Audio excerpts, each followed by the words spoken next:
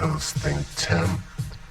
That's ThinkTimm, two M's. ThinkTimm. Why make music? The statement, the question, the podcast. Welcome to episode 13. In this episode, we're going to dive into the deep dive into the discography of a producer that I admire greatly, that I will most definitely say changed the direction of modern music as we know it. His collaborations with so many artists in the music industry, it's almost countless, and I personally feel as though this producer does not get all the credit that he deserves. Maybe within the industry, most definitely, I know that he is always, his name is probably on the tip of every tongue of every modern producer that does hip-hop, pop, R&B, anything popular. But I just don't hear people talking about him the way they used to. So this is me shouting out the big homie. Yup, Teddy Riley. But before I get into that, let's reintroduce the podcast. Why Make Music is a platform that I like to use to let you into the creative process of me, ThinkTimm, a independent, non-associated, distributed via United Masters, distributed on SoundCloud to all of the major streaming platforms. Apple Music, Spotify, iHeartRadio, your social media, TikTok, Instagram. I don't know if Twitter has a dedicated music thing, or X as it's called currently. YouTube Music, ThinkTimm on YouTube. They have a topic section that basically just plays all the tracks off all the projects I released. And currently we are sitting on 72 tracks available, 3 projects. The first one is Demotional, Caught, Feelings, 26 songs, titles from A to Z, with names about emotions. Project number 2 is Botanicals. That's like beat as in musical beat. Botanicals like flowers, booming bouquet. All the songs are named after flowers, like the botanical gardens. That's also 26 tracks from A to Z. The newest addition to the collection is Superla Bass, Reality Effect. Not effect, but effect. How does reality affect you? That's an effect. Anyway, not cause and effect, but the effect affection. That's 26 also. So that's August, September, and October. Check out in a couple of weeks. Number 4 is dropping. Be on the lookout. But anywho, to all the creative people out there, I'm talking about the producers that are in their home studios, on their laptops, their tablets, their phones, their PCs, their Apples, their Intels, their M1, M2, M3, about to cop that M4 chip. Anywho, people in your basements, your closets, your cars, your porches, your decks, your vacation homes, no matter how great, no matter how small, the thought begins with you. That's one thing that I believe a creative person a lot of times is not given credit for. Do you realize that every thought that ever has been thought comes from a person that has an idea and feels the need, the necessity to make that idea a reality? Music, art, inventions, everything you see started as an idea. Unless you're talking about nature, and of course things just happen over time, I guess. But enough about me ranting about craziness. Let's talk about the history of one of the greatest producers to ever walk this round blue planet. This dude is the epitome of cool, calm, well put together, well presented music. I first was introduced to Teddy Riley's music, as everybody was, in the mid to late 80s. I'm from Philadelphia, so the radio stations here were dominated by the R&B sensation, hip-hop sensations of the late 80s. You know, when Bobby Brown first popped out and he began dropping hits after leaving New Edition, Bobby Brown put out some songs that were produced by a producer that was, at that time, so cutting edge to combine the hip-hop essentials that we were hearing in rap music with the flow of R&B. My Prerogative was a banger of a song. Do you understand what My Prerogative did for Bobby Brown? My Prerogative, Don't Be Cruel. Listen, despite how Bobby's life has evolved over a period of time, there's no denying that we all, if we were alive, if we were young at that time, were highly into it.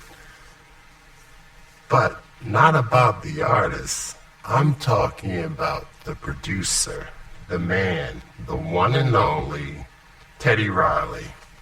Now, Teddy Riley was, I do believe he was born in New York, from Harlem, I believe. And I think eventually he might have set up shop in Virginia Beach, if I'm not mistaken. I'm wrong. I'm not a biographically correct person all the time, but yeah, this dude has done a lot for the music game. So Teddy Riley, everything from Rex in Effect to, I'm gonna go back farther, Redhead, Kingpin, Heavy D and the Boys, Keith Sweat, I'll Be Sure. This dude was laying down tracks. He is the architect of, wait, hold it, pause, ... Let's give it its round of due. New Jack Swing. What?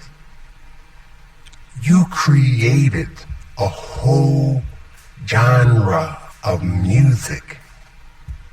You created a complete movement of creativity to change the music industry as we know it today. New Jack Swing, created by Teddy Riley. Now don't get me wrong, I know when you dive deeper into it, I do believe originally Teddy Riley had a partner that he worked with, and there's nothing wrong with that. But I am going to talk about Teddy Riley.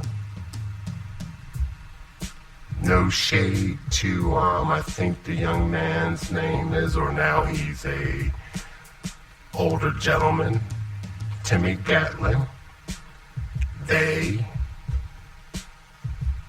put together a group called Guy, and Guy was killing it.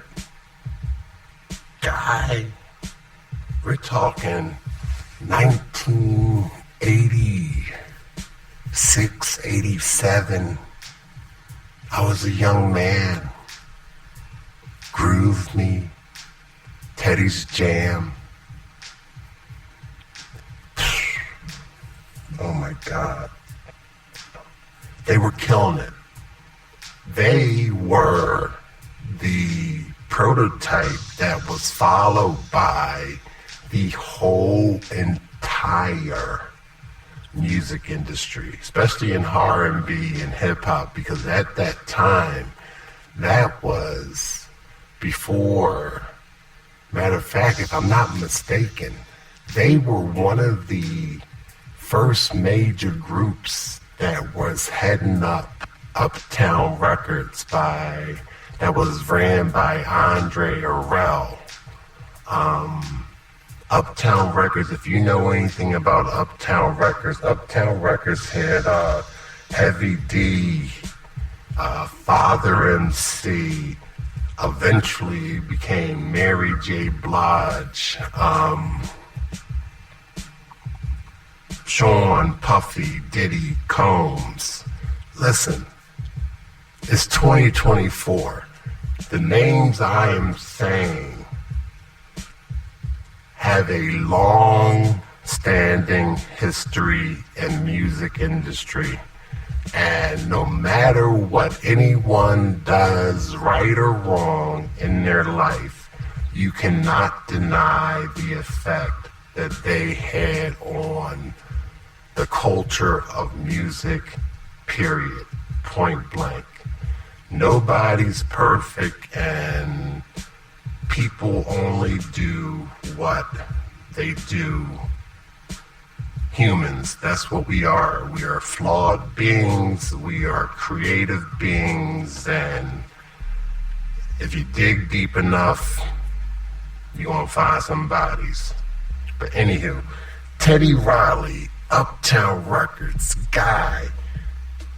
This dude took programming, keyboard playing, the, the Roger Trapman,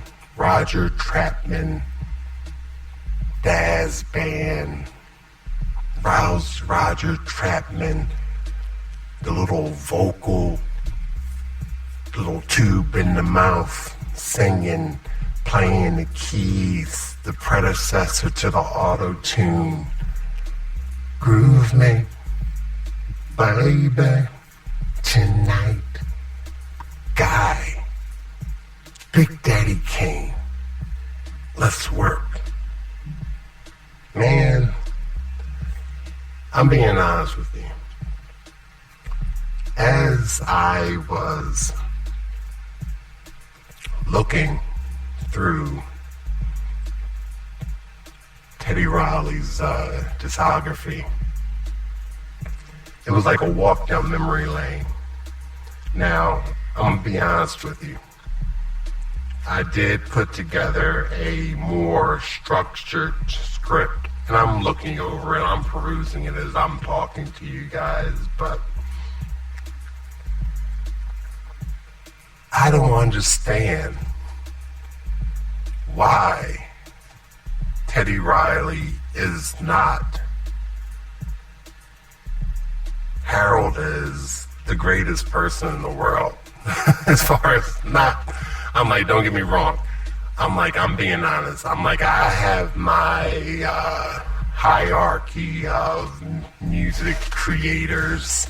And of course, I told you that I have my higher ups and I have my tier of whatever. And I feel as though that if you create and you make something and it's bouncing and it's good and it's banging and people like it, it's a great thing. But then every now and again, you come across the creative genius force of a person. You have your Princes, you have your Quincy Jones, R.I.P. Quincy, you have your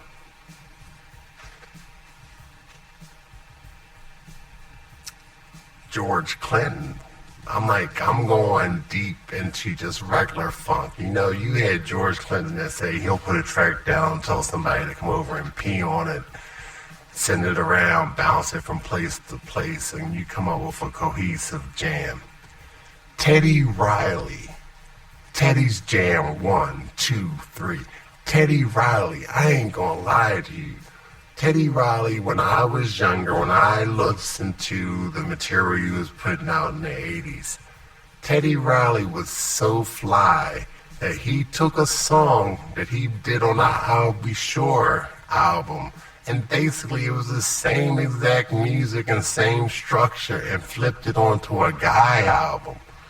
And it worked, man. You understand? This is a dude who has innovated the whole entire music industry. The reason why I say that is because, think about it, if you don't know about New Jack Swing, I'm sure you've heard of New Jack City. Could you imagine being a record producer, a record artist, one of the most acclaimed producers of your time, and I got the New Jack Swing? You created that. You have young, up-and-coming producers that are learning on the fly to do what you're doing in real time. And not only are you dominating the music charts, not only are you making music that people really, really want to hear, and you're writing songs that are really making the impact. Hollywood taps Ice Cube from the West Coast. I can't think of the boy's name. that played the other detective. And then you had Mario Van Peebles, New Jack Swing, Wesley Snipes, New Jack City, Nino Brown. Whether it was fictional, semi-autobiographical for the times, because that was the story of the inner city and how hustling was going on. But it was monumental to the culture of hip-hop and music, where you had a combination of a good story laid over great music, inspired by the New Jack Swing era of music created by Teddy Riley.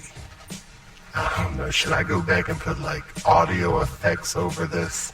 Yeah, I ain't gonna lie, I'm fanboying over this because you would think that I'm like, oh, introducing soon, Teddy Riley's gonna be here to speak. No, it's not gonna happen. I have no clout like that. I'm just doing my proper due and saying that as a independent writer, songwriter, producer, working by myself, at that time, I told you, my man P-R-I-C-E, Prince, was doing it by himself. Then, as music starts to change, another person comes in and changes the game. And the same way Prince worked with groups and created groups in the early 80s, late 70s, the time, Vanity 6, Apollonia 6, writing for Sheena Easton. I appreciated Sheila E., Glamorous Life. Listen, I appreciated all the spin-offs and all the people who tried to sound like that. But at the same point, we all know that Prince music is a real acquired taste, that it did not necessarily, no matter how great it was, it did not necessarily have the impact that New Jack Swing had on it. Now, granted, it did create Jimmy Jam and Terry Lewis that went on to produce for Janet Jackson and countless other people. So we wouldn't have, like, if you go down the, I guess you want to say, the master and apprentice line of legacy of who begot who, when you go back, I think that the Teddy Riley lineage is just as impactful as the Prince lineage. Reason being is that Teddy Riley begot Guy, begot Heavy D, Big Daddy Kane, Rex and Effect. You understand? Blackstreet. Blackstreet went on to do No Diggity. That's a collaboration with Dr. Dre. That's another connective tissue in the lineage of the music. If you don't understand what it is, back when, I believe it might have been, I can't remember when that album came out. I think it was like in the early 90s. It was Michael Jackson's Dangerous. I think Teddy Riley produced at least 7 songs on it. And as you know, I've said it before during the podcast, as great of an entertainer that Michael Jackson was, I think the producers were very integral in his career. Prior to Dangerous, I do believe the 3 albums before that was Bad, Thriller, and Off the Wall.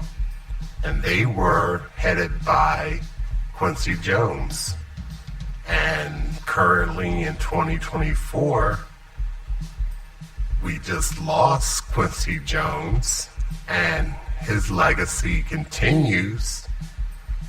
But you hear him talk about how he added things to the ideas that Michael Jackson may have had, or he guided Michael Jackson vocally to do what he did. So MJ may not necessarily have been the driving force behind his tracks completely. But then you have a situation that is basically coming into Mike needed a new sound. Teddy Riley had the hot sound. If I'm not mistaken, Mike dropped the bag. Teddy Riley got the bag. And production credit. Think about living off the royalties of a Michael Jackson album. Good or bad or indifferent. Mike is one of the highest selling people in the music industry still, years and years and years after his death. The Beatles, Elvis, Mike. No matter how you feel about it, you can't knock greatness. Tagged into that greatness is Teddy Riley. Remember the time. Do you understand? Jam. Do you remember that track? Jam. The video had Michael Jackson and Michael Jordan playing basketball. Is that not the craziest thing in the world? No matter how you look at it, Teddy Riley's influence on the music industry has changed everything so much. Remember the time, the video, Eddie Murphy, the Egyptian situation, the dance number, the keyboard line. Ding, ding. Remember that you get it. Listen, I'm not even a Michael Jackson fan like that, but that song moved me. It's not about the vocals. I'm like, it's the music. And even if it is the vocals, it's the whole package. That's what a producer does. The producer puts together such a project that it engulfs everything. Remember the John in the Closet? I'm like, there were countless tracks on there that Michael Jackson killed because I want to say it's because of Teddy Riley. Teddy Riley was aware of how good he was because if you listen to the one song that you know that we all love whenever it comes on, Rex and Effect, Rump Shaker, which was like a chill, laid back, kind of like very braggadocious Rump Shaker. I'm like, it doesn't have to be the most lyrically driven track, but the beat, what we were dealing with was amazing. It was put together so well that when Teddy Riley basically came out with his verse on the Rump Shaker track, he was basically just giving a resume of the acts that he was working with. I'm like, who does that in such a way that you sit back and think like, oh, damn, and he just ran down the list of people that he worked with. It was ingenious. It was such a swag before there was swag. It was such a situation that you have to sit back and say, okay, now mind you, this is before what we have now. This is before all the social media and everything's in your face. This dude did this through traditional means of distribution and record deals. He worked with SWV, Sisters with Voices. I got ready to mess it up. And if I'm not mistaken, because of the connection with Michael Jackson, that was one of the first songs that actually really sampled the MJ track, The Human Nature Dip, with the SWV song. So business-wise, this dude was really on the top of his game. You know? Rump Shaker, Rex in Effect, New Jack Swing. I got the New Jack Swing. But listen, I'm just going to tell you straight off the bat. We need to figure out what direction we're going to go into. And I say that because I am trying to be a positive at all times person.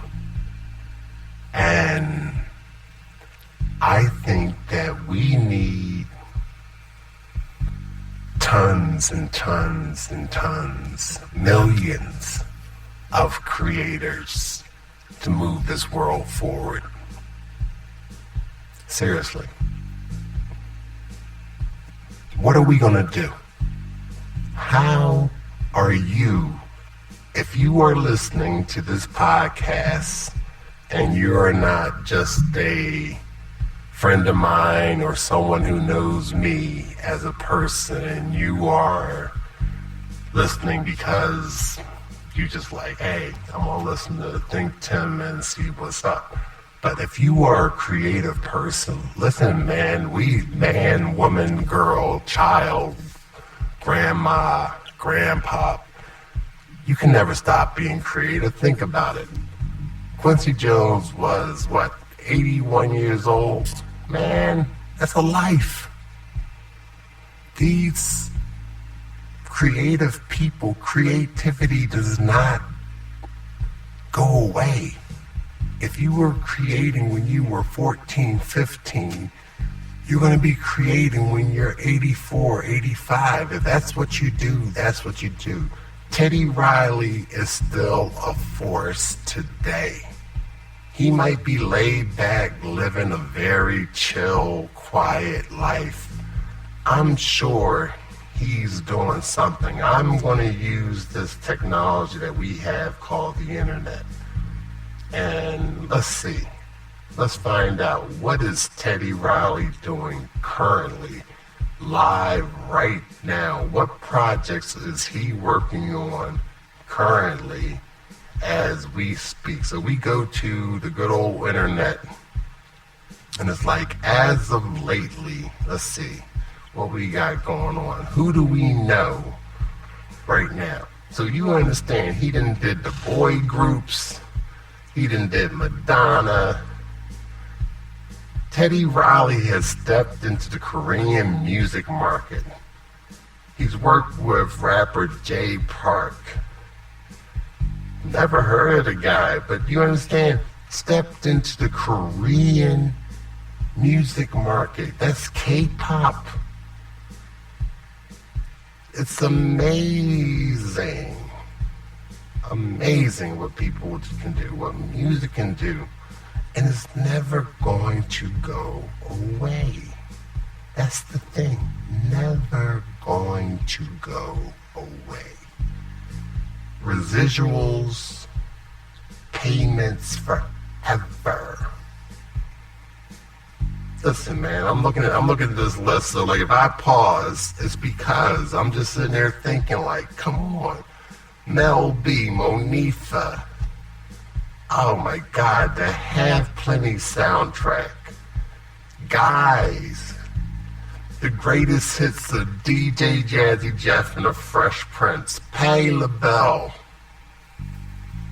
Rush Hour movie soundtracks. Listen, for all you Shaq fans out there, he worked on the Steel soundtrack. It's funny when you sit back and think, like, all the things that music can do for you and where it could take you. It is literally amazing, because we as creative people make music. So you imagine, where would you bump into a Teddy Riley at? Maybe you're traveling or whatever, and there's a hotel lobby or something, and by chance you guys have a chance to share an elevator, or by chance, however, this is what I'm talking about. This is why the podcast is called Why Make Music. I think it should be a segment somewhere. I think it should be a question asked by every talk show host, every radio host, and I think that we should coin the phrase, why make music? Pause, ... Then let the person talk, and let them speak, and let them tell you their story. Could you imagine? So, you see Teddy Riley. This is a basically city-grown genius. And you're going to ask him, after he's been in the music business now for easily 40 years. And he's easily still doing it. And he's probably one of the baddest dudes out there. You say, Mr. Riley, Ted, why make music? What drives you to make music? Could you imagine that answer? My answer is passionate, and I haven't done anything. I have not gained anything from this. It's coming. It's coming. But could you imagine when you have 40 years of success, you have worked with the greatest artists in the music business, you have submitted a term, a phrase. Not everyone, not many people. I'm like, listen, seriously, who coined hip-hop? Kool Herc. Who was the first person to say hip-hop? Who coined the phrase hip-hop?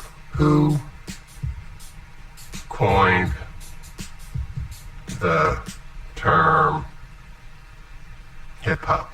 This is what I'm talking about right here. It says, Keith Cowboy, a rapper with Grandmaster Flash and the Furious Five, was credited with the term that relates to hip-hop as we know it today.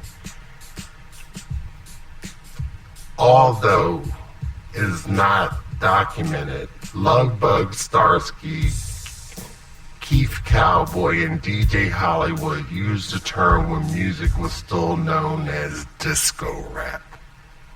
Do you know that? Did you know that? I didn't know that. I just looked it up just now, on the fly. And guess what? If I say New Jack Swing, you know it's Teddy Riley. If I said who created the term rock and roll, you don't know. If I say who created the term funk, y'all better say George Clinton. If I say who coined the term disco, I don't know.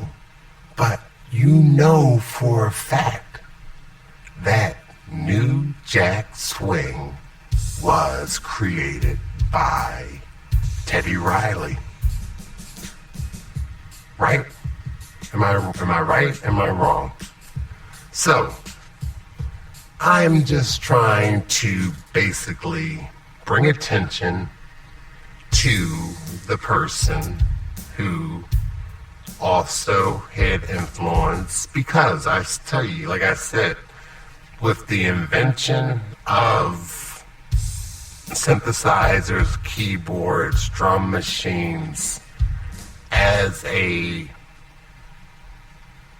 hobbyist musician working by themselves and getting away from traditional instruments, meaning live instruments, drums, bass guitars, and so on, you find yourself gravitating towards the music that you like of the time. And I grew up in Philadelphia. Like I said, I listen to all types of music. But outside of my core programming, which is everything, you still have the major parts of what you can relate to, and you find commonality and creative people that are doing what you want to do. The thing is, you have to, I know it sounds corny, but it's true. You have to see that it can be done to make your reality a reality. Someone somewhere might hear this and sit back and think like, oh, man, I wish I can get a group together. I want to make some music, and if I could find some folks to play this and to find some folks to do that, and if I could find a singer, and if only I had whatever. Don't make excuses, man. Don't make man, girl, woman, or boy, man, woman. If you're 70 years old and you want to drop an EP or an album, you knock it out. You go for it. Because what I'm telling you is that there are so many people that are here in the world today that make excuses. But technology is leading the way. You can do this on your own. You don't have to wait for people to be available for you, to catch up, make time for you. You can do it. You could be the one answering the question, why make music? You could be the one making music and asking other people why they make music. Something that anyone says will inspire you. I just want to give props to the people who created music that I like to listen to. I ain't gonna lie to you. I'm gonna go and tell you the greatest thing I heard.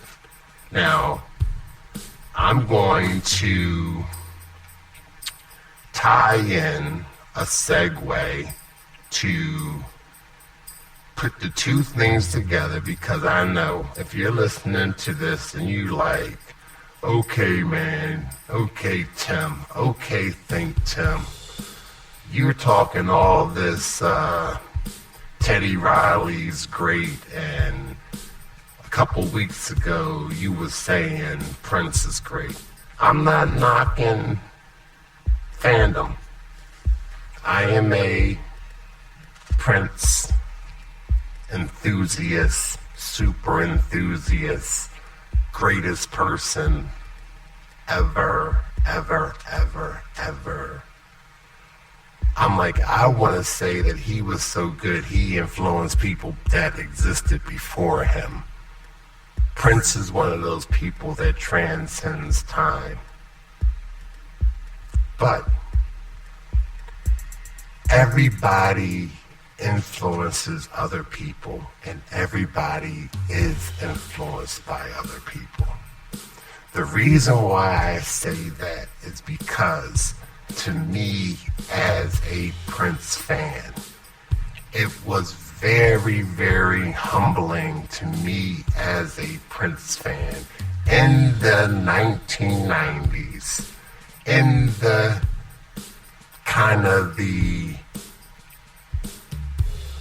New Jack Swing era has taken over the airwaves. You gotta understand, the first CD that I purchased was a CD in maybe 1990, 91. It was a CD single. It was a CD single by the singer. Now this is it. I'm telling you, I listened to everything. So, Jane Childs. This was a young woman, long hair, kind of braided, dreaded, twisted something. A song called I Don't Want to Fall in Love. On that CD single were a bunch of Teddy Riley, New Jack Swing remixes. Had nothing to do with Guy, had nothing to do with R&B, had nothing to do with hip hop. At that point, I realized that the growth of music transcends all types of cultures, and what we're being fed by the radio stations may not necessarily be what people are into personally, because I'm sure someone had to sign off on this Jane Childs remix knowing that, oh, this is going to take her music to a different audience and a different genre of listeners. So Google Jane Childs I Don't Want to Fall in Love Teddy Riley remixes. To get back on the story, because I kind of got off track for a hot second there, but in 1990, maybe 94 or so, maybe 92 to 94, there was a song called Acknowledge Me. It was written, produced, and arranged and performed by Prince. And it was straightly, completely influenced by the New Jack Swing era of music. So, no hate, no shade. People are great. And when you do something that's good, it spills over to other people. So I want you to understand that you, as a listener, you have to listen to everything. Earlier in one of the episodes of the podcast, I talked about music stats. And I go back to it because I think preparing for that episode, I became overwhelmed by the amount of information because they say in your lifetime, in a person's lifetime, you can never name them. You hear over 1 million songs in your lifetime. Out of those 1 million songs, what? Can you name 500 songs? Can you name 100 songs off the top of your head? It's an amazing thing. So, I say that because I want you, as a lover of music, as a creator of music, to think about it.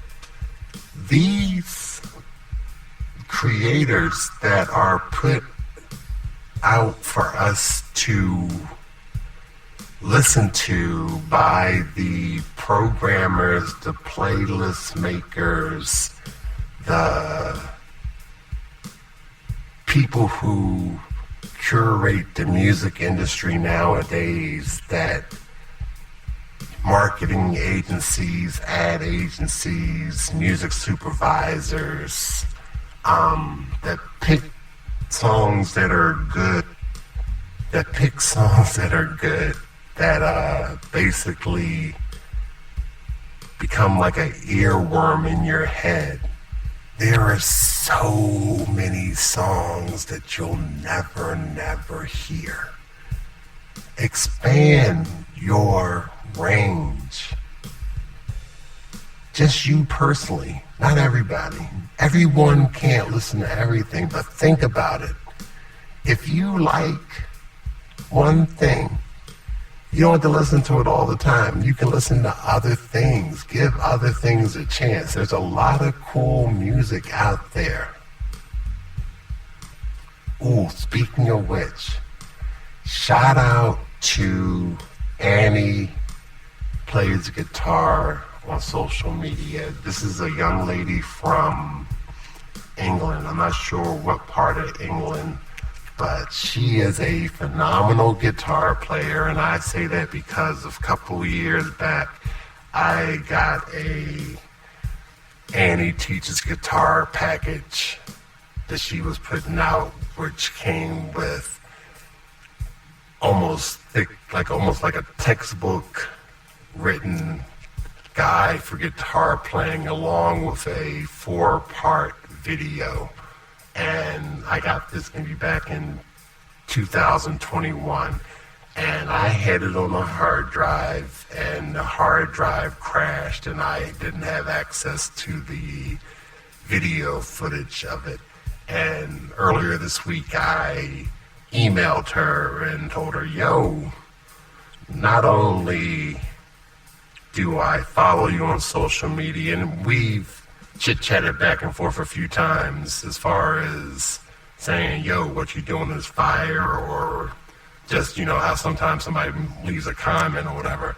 So, like, she's not super duper famous, unreachable, but she's on tour with a band right now. If you go follow her on social media, but she is another one of those, don't say it can't be done by yourself, because she writes and she plays and she sings and she produces, and her music sounds cool, really good. But she sent me the 4 videos that I lost without a problem, and it took less than 24 hours via email. Hit me up. She gave me the Google Drive links and said, oh, don't worry about downloading. You have access to the Google Drive. So shout out to you, Annie. I know you ain't listening, but because I'm not nobody listening to ThinkTimm, but people who know ThinkTimm. I say that to say, listen, everybody can make music. Everybody can do it. It doesn't have to be the same 10, 20, 50 people. The other day, I was watching Dancing with the Stars, and they celebrated their 500th episode, and they came on and they danced to Crazy in Love, the track that was produced by Rich Harrison. And they said, oh, I don't know if it was 20 years ago, but yeah, I guess it had to be about 20 years ago because that's when the track originally came out. 20 years ago was Dangerous in Love, 2003, I believe. But they basically, think about it, if Crazy in Love came on today, you will still be dancing to it. And these artists are still popular. But at the same point, for every Crazy in Love, there's like 500, 600, 1,000 tracks that are just as good. That you, because you listen to the program music that people program for you, that you don't get a chance to listen to. Shout out to Rich Harrison, producer extraordinaire. Once again, you made your mark with one song, one sound, and your family is probably set for the rest of their existence because of that. I admire those type of things, and I think they should be shouted out. Shout out to Teddy Riley, the Riley family, the Riley legacy. Shout out to all the New Jack Swing followers, the New Jack Swing disciples. Shout out to, did you know, did I say that another person that Teddy Riley worked with or basically mentored at a very early age was the one and only, are you ready for it? I do believe it was Pharrell Williams. Pharrell Williams and Teddy Riley. If I'm not mistaken, Pharrell Williams had a very integral part in making Rump Shaker. How you like that? That's the Virginia Beach connection. But anyway, my name is ThinkTimm, and as always, you can catch me on my social medias, ThinkTimm. And remember, why make music? It's a question, it's a statement. It's something that you can always do and always depend on to start a conversation. Ask someone, why make music? This is episode 13. New Jack Swing, New Jack World, New Jack Mindset. Thank you to the great Teddy Riley for sharing his idea with us so many years ago. Thank you for making me like a Michael Jackson album. Normally, if you would ask me, I would say my number one favorite is Off the Wall, but it's closely followed by Dangerous. Peace.